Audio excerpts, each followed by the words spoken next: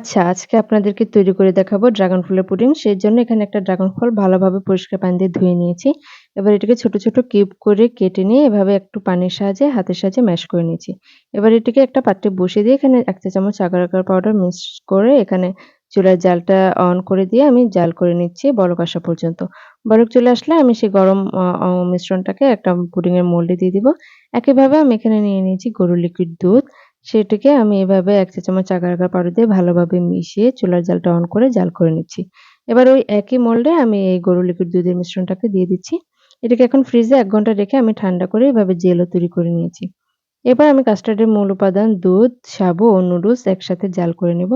এটি ভালোভাবে জাল হয়ে আসলে সেখানে দিয়ে দিব আমি সামান্য পরিমাণে গুঁড়ো দুধ ও আ কাস্টার্ড পাউডার মিশ্রণ। এরপর এটাকে জাল করে একটু ঘন করে নেব।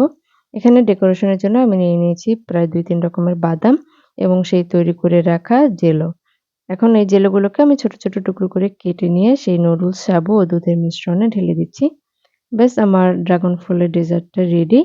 এবার পরিবেশনের পালা। আপনারা আপনাদের পছন্দ অনুযায়ী যেকোনো পাত্রে পরিবেশন করে নিতে পারেন। এটিকে আপনারা ভ্যালেন্টাইনস ডে স্পেশাল হিসেবেও ডেকোরেশন করে টেবিলে রাখতে পারেন। তাতে টেবিলের সৌন্দর্য বাড়বে। কেমন লাগলো আজকের রেসিপি? অবশ্যই কিন্তু কমেন্ট করে জানাবেন।